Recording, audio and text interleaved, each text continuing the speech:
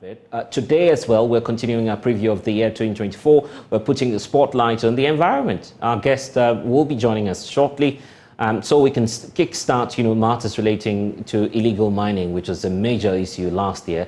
But today, we're learning that an illegal miner has invaded the Tano Aniwa Forest Reserve, a key biodiversity spot of international significance, destroying more than 7 football fields of the protected forest in the western region. Chinese inquiries reveal that the entire district of the Forestry Commission knew about the mining activity months earlier, but failed to act or trigger the necessary protocols to stop the illegality. Of course, degraded site is worse compared to what they are mining and their illegal activity or invasion did to the Tano Aniwa Reserve area. Love FM's Erastus Azari Donko has been to the area and now reports.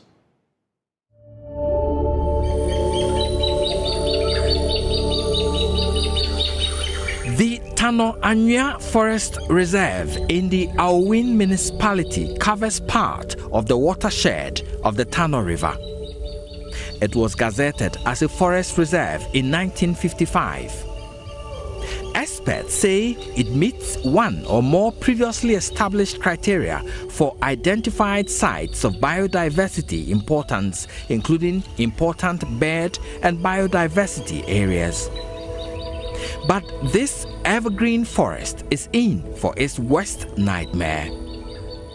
An illegal miner has already invaded compartments 74 and 75 of the reserve.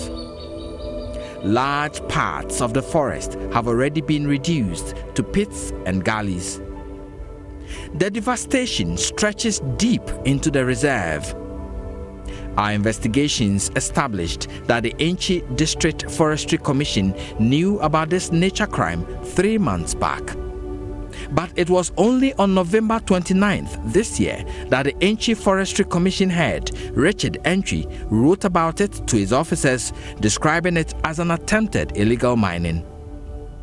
On December 17th this year, his deputy, ADM Felix, led the rapid response team to arrest the miners, 1 Chinese national and his 5 Ghanaian collaborators.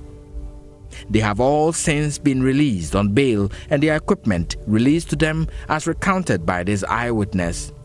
At the time they came, there were 2 excavators here working. They did not take any action, but rather asked the illegal miners to take their equipment from the site and leave. When we visited the reserve on December 22nd this year, we found evidence the miners have not left.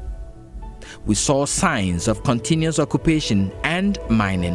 What we are seeing here is a brand new, unused gold washing plant. And it tells you or gives you the indication that whoever was mining illegally within this part of the forest reserve has no intentions of leaving the place forever. They intend to come back to further deplete this forest reserve. Contrary to the usual Forestry Commission's rapid operations on illegal miners, power plants and settlements of the illegal miners were left untouched.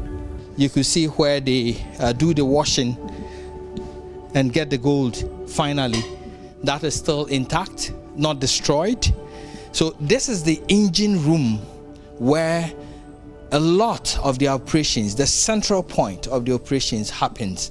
And you ask yourself, why did the Forestry Commission Rapid Task Force that came in here on the 17th of December decide not to burn or destroy this particular place? I confronted the 2 forest guards tasked to deal with the nature crime in the forest. Last time I buy and I say yes, a rapid phone but so no me say young comra. See it is more beauty no more no more. Say I think say immediately you should destroy it. Yes, it's me kwa me bomb manager man by Friday no answer watching a crown bit my baby take care.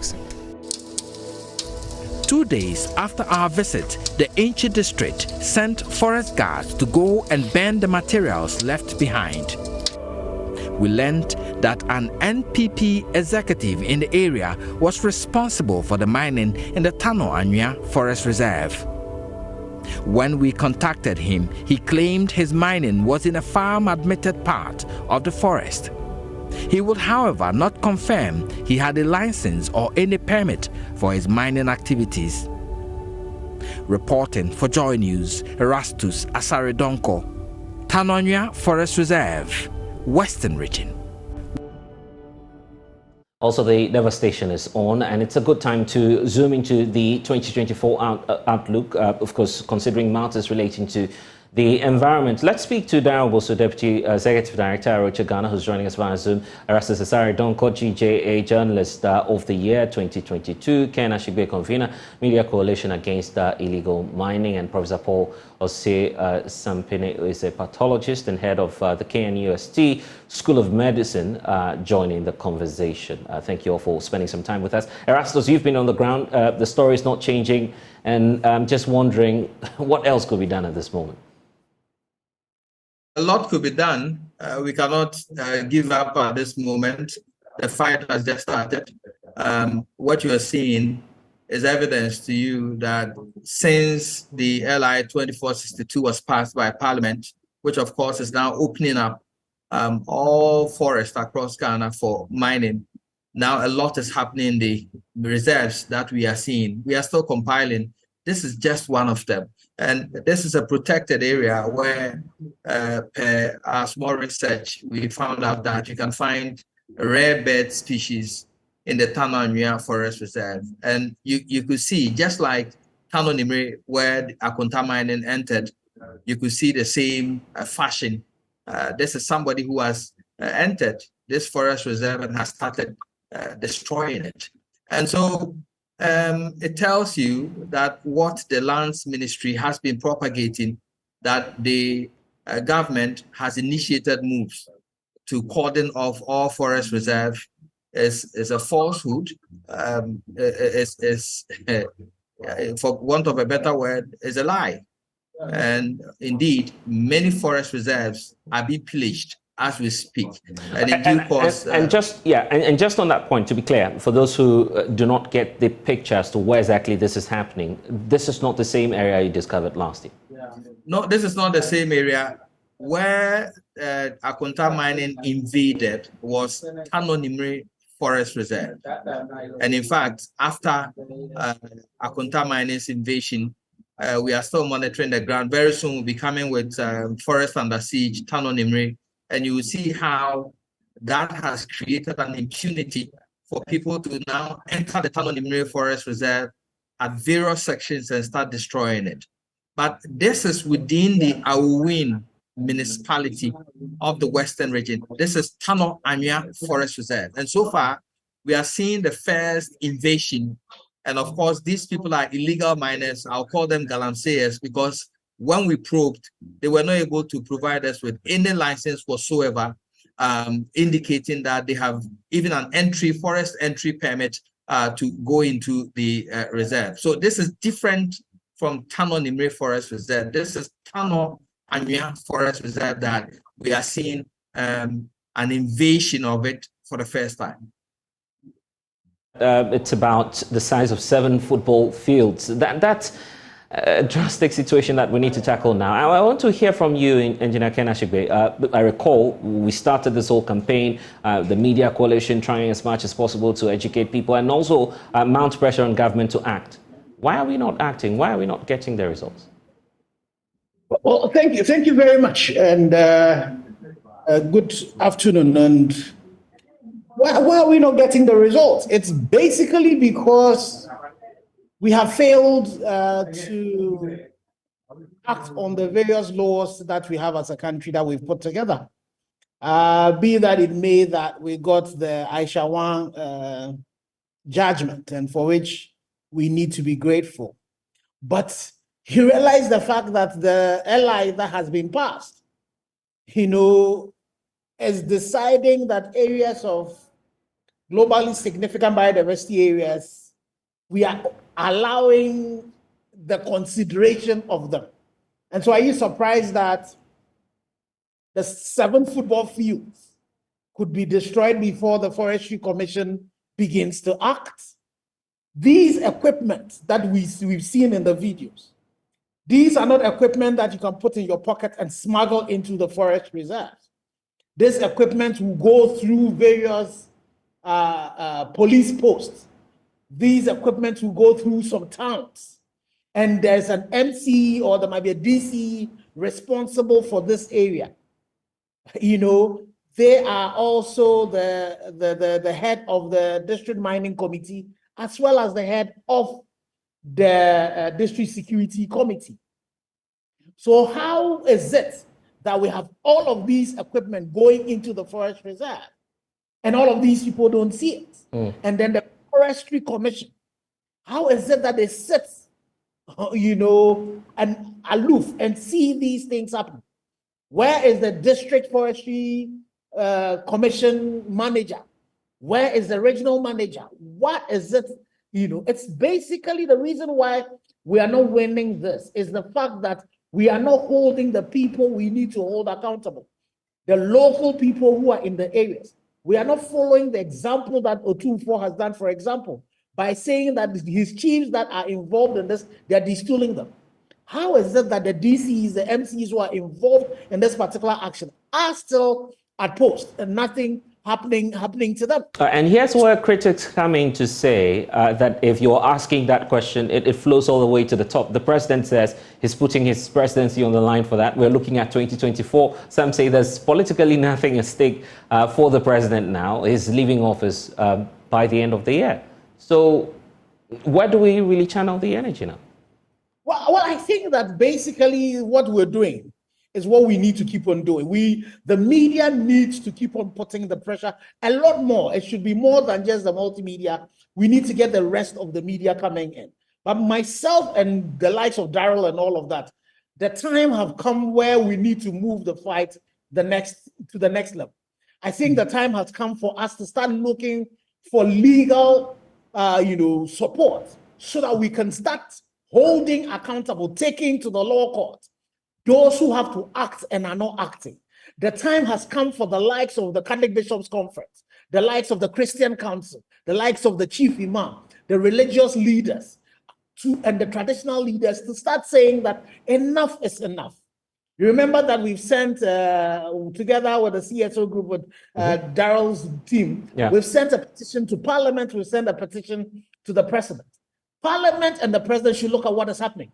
Because of this ally that is in place, and the fact that we don't have any law in this country that prohibits mining in forest reserve, you see the things that we're doing. So we need to go beyond just the advocacy and now trying to explore some legal solutions to this. And that even reminds me, the petition you sent to the IGP as well. Yes, and that's an interesting one. So when you have the situation where the Minister for Lands and Natural Resources points a finger to Akonta Mining of being involved in an illegality that is collaborated by the regulator, the Minerals Commission, that has Erastus's work, that has provided you with enough evidence, that has the police itself in Samraboy, intervening in a clash between the people of Samraboy and the staff of Akonta Mining. And you have all of this evidence in place. And it has taken the Director General of the CID how many months to complete investigations so that some prosecutions can happen.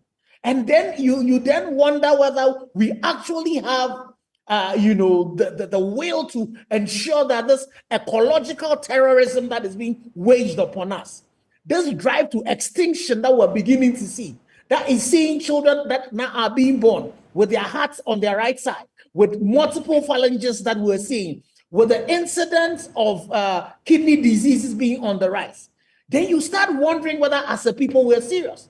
And we forget that there was a Ghana before us that has gone extinct. And we are on the quick spiral. And very recently, you remember that Bonsu, for example, the Ghana Water Company had to shut down one of the treatment plants because of the turbidity of the water. And so you wonder why it is that all of these things are happening. So yes, it's true. The case with the IGP and then the Director General CID is still, pending, and nothing has happened to it. In fact, what's complicating all of this is that we still have the airline in place. And Daryl, I recall last year you did quite an extensive work as Arocha owned this together with, Engineer Ken Ashikbe and the others.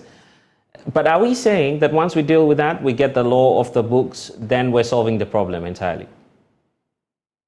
Thank you very much, Bless. And I think that the points have been well raised by Engineer Ken Ashikbe. And I think the fact is that we really need to take the next step. And like he said, we believe that just by instituting a court case, we need to be able to get the court to really look at the law and make sure that the right thing is done. And that is where we think that if we really can push, and this is where we need a class action, we need all institutions, both state and non-state actors, to really join us to really push this particular case. And we believe that that can be done. But there's another, I'll say, hurdle we need to address.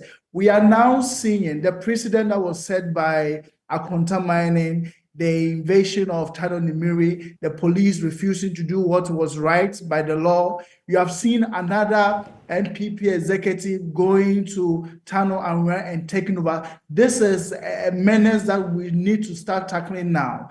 Now, I need to mention that Tano Aniwa is one of those forest reserves that has been affected by the LI 2462. So it has presently an active license, and until this law is really repealed, we are going to see this case increase with almost all the forest reserves coming under attack. And I think the best way to go is now seek the pray to the courts to really get this issue addressed.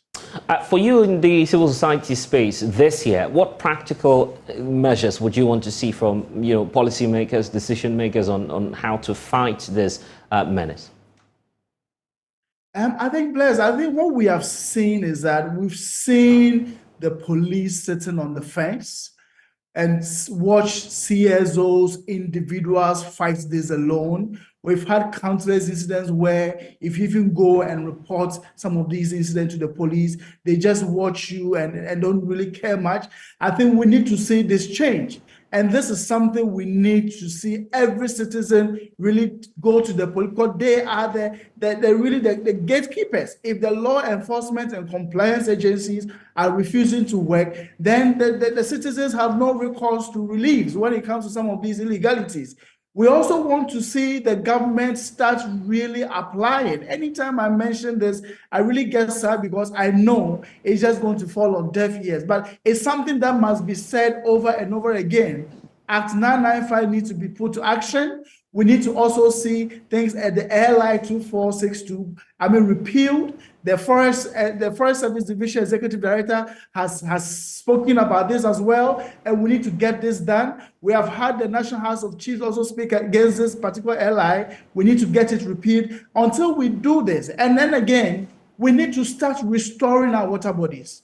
And I want everybody going to the polls this year to really challenge our MPs, to challenge the presidential candidates on what exactly they are going to do for the environment and in the next 4 years to come.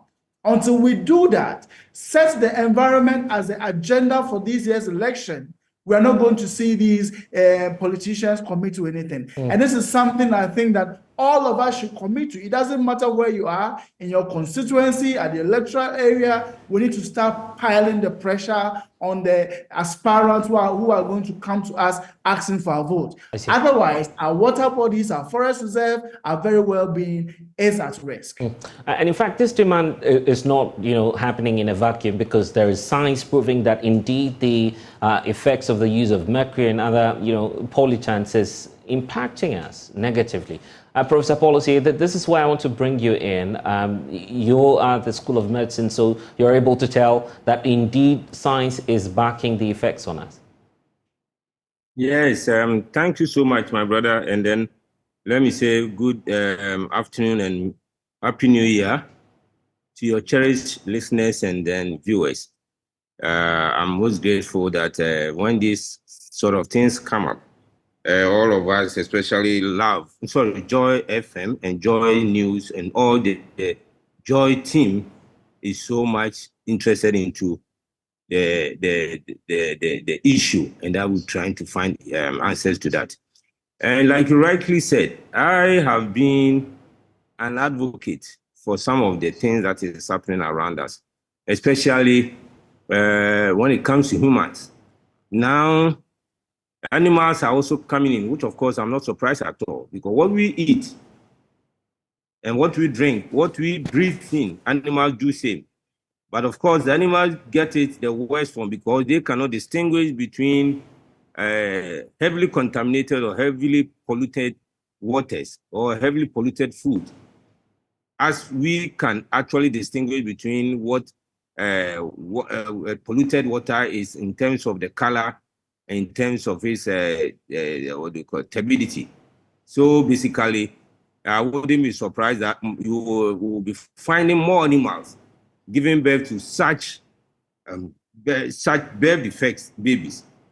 And then humans, when we are involved, because of the fact that human beings, when they are involved, they cannot be buried with their mothers. We are asked to separate their mothers from the babies.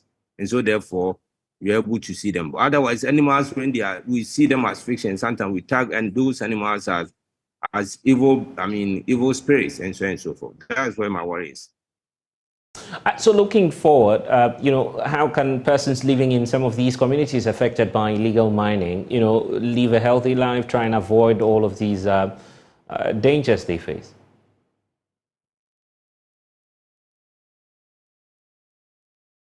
Well, it's going to be difficult. As we speak now, I've already made it clear that there is something called half-life, and that half-life of, even if you take, let's say, a tablet of paracetamol, it takes maybe some hours for one tablet of paracetamol to get rid of the body in terms of the way the toxins and other effects of the paracetamol gets rid. So does this heavy metal or these heavy metals. So when it happens like that, it's not going to be easy, my brother. It's not going to be easy. And I believe that Ghana, as it is now, as a pathologist, sitting in my small corner, somewhere at KNUST and Konfanoche, and what I'm seeing, I believe that all of us must come together and probably put up a strong word. If we use I believe in our legislature, I believe in our system. But of course, there should be pressure on the system in terms of the governance. Yeah. So that the UN come in. They come in and then tell the system that, look, this group of people, no matter what gold, the quality of gold that they are producing, we are not interested in buying their gold. Until they do the right thing, we are not buying their gold. Then they will set up. Otherwise, LI, whatever, 995 or whatever, it will not work. I see. It will not work. This is a very interesting. This is a very interesting. No, my brother, I'm very serious about it. Yes. Hello, Prof. The line is breaking, my brother. The line is breaking. Oh, sorry about that. I was just saying that's a very interesting perspective because bringing in international agencies and having them to at least mount pressure on our government is something possibly we could explore. And that fits into the conversation around COP, which ended the year last year for us. Of course, Erastus, you were there. Darrell was also there. The possibility of having, the international community join the conversation on what's happening in Ghana. For you, what would you, think about, having all stakeholders explore that aspect as well? Because you were there and your work, for instance, is clear evidence. Erastus? Well, I wasn't there. Right. Okay. I've never been there. I thought you were scheduled to. Yeah. Okay. Apologies. No, it was a proposal that was sent to me by the EPA, but I could not go. Right. And so I wasn't there. But I would say that it's laughable sometimes when you see how we present ourselves at the COP28, and we make all sorts of promises and trying to bargain, for carbon credits and other things. And indeed, when you come back home, you see the way we are destroying the environment and even contributing to a large scale climate change. It's so contradictory that it's marks of hypocrisy. This is not something that we should be doing. In fact, when other countries are industrializing and contributing to climate change. And they are leveraging on Africa that we should be able to do this so they can earn some carbon credits. We are rather destroying our environment for pittance, for nothing in some cases. In this case, for example, you have the people who are invading the forest reserves, do not have any form of license. And so it's a pure illegality. They are stealing the gold, it's going into private pockets. They are leaving behind lots of pits and gullies to be reclaimed. And that reclamation is so expensive. Then we go back to these Bretton Woods institutions to borrow money. That, at the end of the day, the taxpayer who did not benefit from that and is suffering from the environmental decay is going to pay for. That, to me, is sacrilege. It's something that we shouldn't be doing at all. And so far, you see the attitude of government that it's like nobody's caring, nobody cares, nobody's talking about it. It's like a very big issue, but nobody is even raising an arm or lifting an arm to do anything about it. That is so bad. And I think that all media houses should, at this moment, get on board. All well-meaning Ghanaians should not sit on the fence like we are doing. We should start talking, because at the end of the day, we are going to face the consequences. Right, but Daryl, I'm setting that you are at COP28, right? So you're able to feed in, positively into this conversation of possibly having the international community waiting now. Yes, Blaise. I think Erasto did mention some very good issues concerning our posture at the international community. And if you recall, at the COP, Ghana was able to secure already some financing related to forest deforestation, addressing deforestation and forest degradation. One of them has to do with the Forest Conservation Leadership Partnership, for which Ghana chairs with the US. And I think it talks about how Ghana is going to stay committed to protecting our forest reserves. And like Erasto said, if at the international platforms we speak so beautifully, and then when we come back and we just do the opposite, then it smacks of lack of commitment. And that is something that I think we should all call out the government on. They are failing in Ghana. They go to the international community, they speak well, they say all sorts of things, they do very good, smart PR, and when they come back home, they do the opposite. And this is why we think that all of these international bodies should call out Ghana on the other things that they are not doing. Because we sometimes also think that some of these international bodies are somehow also culpable in supporting our government to misbehave as they are doing. I know sometimes the issue of sovereignty comes in, but when things are not going right, it is the citizens of Ghana who suffer. Now, Blaise, let me draw your attention to this issue of the emissions levy. And if you look at some of the justification, even for passing something like the emissions levy, it is coming out of the fact that as Ghana wants to really start working towards our obligation to the Paris Agreement, clean our environment, and also look at electric vehicles and supporting the industry. But at the end of the day, ask yourself, who is going to bear the brunt of the extra cost that the transportation sector is going to impose on people? It is the poor people. So if we are destroying our forests and also destroying our water bodies, it is the very poor Ghanaians who are going to suffer from this. So you don't go in the international community, promise and talk about climate injustice, and come back home and perpetuate the same injustice by watching unconcerned as our rivers and forest reserves are destroyed. Because if the rivers are destroyed, it's the local people who have to spend more money to buy sachet water or treated water. If the forest reserves are destroyed, temperature levels are going to increase at the micro level, and they have to now spend money to get air conditions and all of that. It is the local people who are going to suffer. And that is where we think that our government has not done right by the people. They speak well at the international level, at the international community level, on platforms, but when they come back home, they perpetuate the very injustices. They go out there and demand that they do the right thing. And until we deal with that, and I think I agree with Erasto by saying that Ghanaians should call out our government where they are failing to treat our water bodies, failing to protect our forests, and protect us against the vulnerabilities that climate change is going to bring. Until we do that, we are not really going to make any headway in building a sustainable country. Right. Engineer Ken Ashigbe, let me take your final thoughts on, other openings. Of course, government has announced plans to now mine lithium, which is obviously another issue that we'll be battling with in the coming years.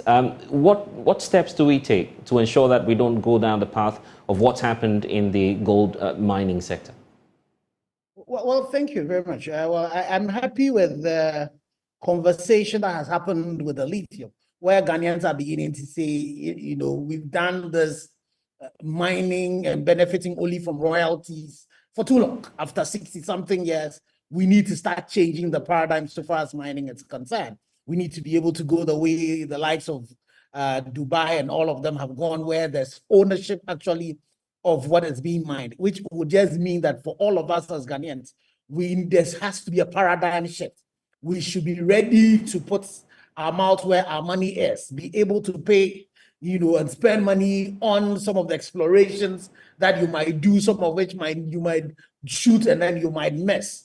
But I think that the time for dealing with this particular issue, challenge of environmental degradation, head on. And I think Daryl and Erastus have talked about going to, the so-called development partners and start asking people, so for example, the IMF, how is it that the IMF is sitting and is going to give us 600 million cedis, and we might have to spend some of that money to be able to go reclaim, forests that have been destroyed, where Ghana is not benefiting, for it. How is it that we're sitting and then, we know the places that are buying this this blood gold, which is poisoned, and we're not doing anything about it. So I think it's true. Apart from the legal action, we need to also start talking, against those countries that are buying this, smuggled gold. We need to start asking our development partners to also say that you need to be telling government that you cannot continue, keeping a blunt eye to this rate of your forest and then still coming to us. So how is Ghana chairing this particular committee? How are we co-chairing it?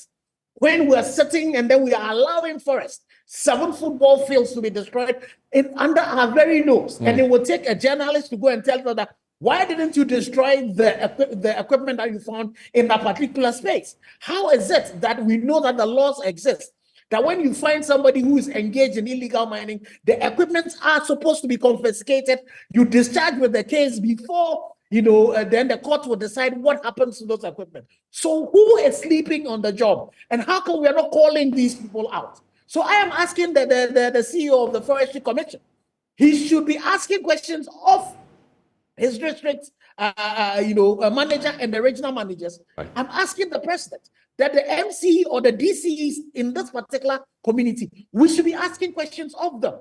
The IGP should start also asking questions. The challenge that we have, it's a national challenge, but it has to be solved locally.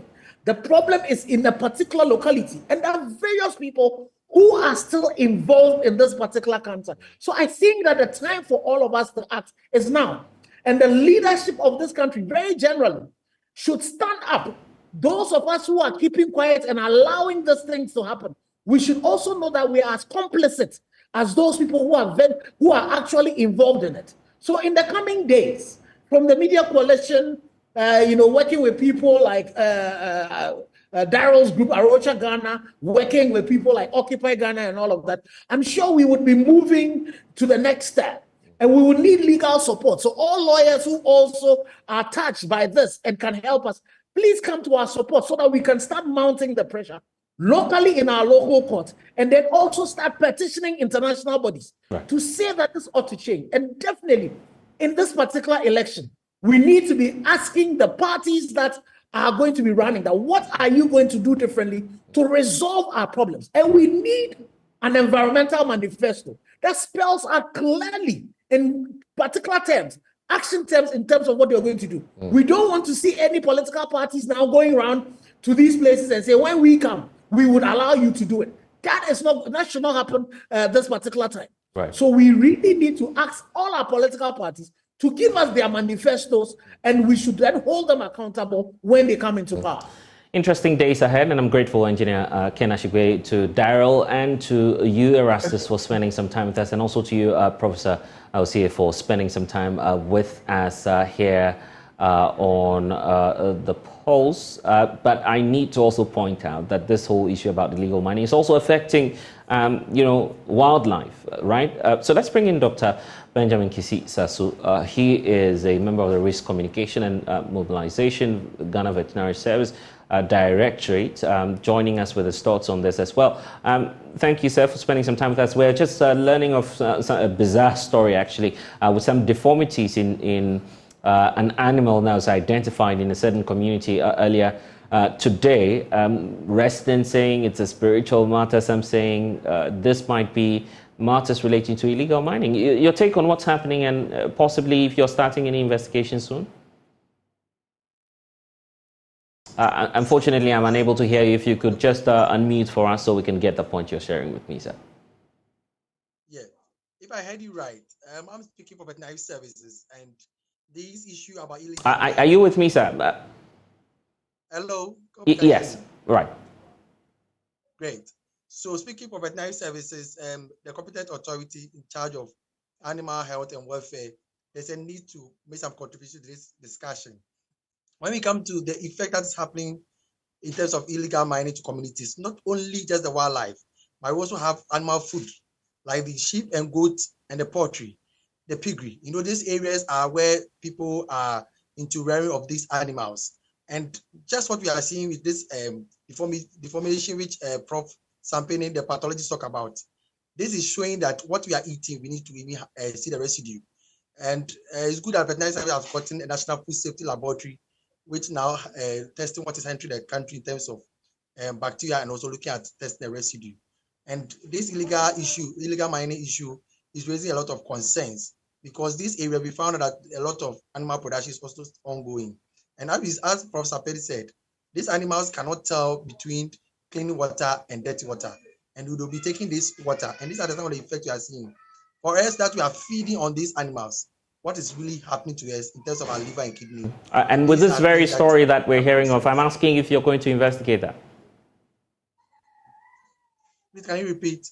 I'm just asking about the latest we're hearing about the deformity. Are you going to investigate that case? Okay, now I can hear you. I lost you. Can you repeat? I was just saying that with this latest case we're hearing of about the deformity, are you going to investigate that as the veterinary service? Just before the call, we have tried to pull veterinary people in terms of School of Veterinary Medicine, Care University, and Legon. They are looking at getting these how do you call it, carcass, and looking at what really happened. If possible, other ways can be done, and for us to publish to the public and also inform policy.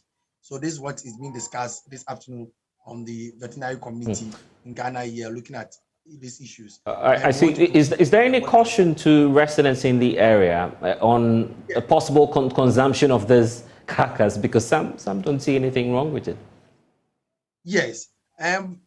Unfortunate thing is that when people consume animals that maybe they may be slaughtered, maybe they are not dead or deformed like this, and they try to consume, they may not see the residues on all those things. For now, we would like to throw caution to all farmers in these areas that they need to get good water, which is safe for all the animals that they are using, they are rearing for production. Right. The sad reality is that some of these animals may even get the chance to be entering into other areas that mining is ongoing. And as a directorate, we are able to look at even giving up movement permit of these animals and animal food products from these places to other areas. What we need to do. These are issues that we want to quickly look at.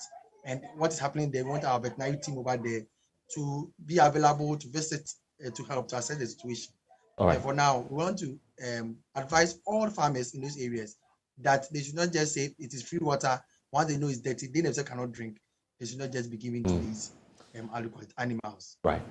We're grateful for your time, and thanks, Dr. Benjamin Kisi Sasu of the Vet Service, for spending some time with us here on the Pulse. And we know that a young mother whose child has been struck with a rare disease commonly described as water in the brain is appealing for help to help with the treatment of the 2-year-old daughter, Vida Edobia, a resident of Nkranza in the Bono East region, explained that her husband left her because of the daughter's condition, and she's since been struggling to raise an amount of money needed to conduct surgery on her, and therefore is appealing to the public for support. I will definitely get that for you shortly, but you're watching the polls with us here on the Joy News channel. There's more coming your way, including the attention we're paying to the vetting of the new patriotic party, which is happening across the country. We'll get you some updates. Plus, the 90s jam is also cooking. Here at Joy News, we'll tell you about what's likely to happen and why you need to be there as well. Please stay.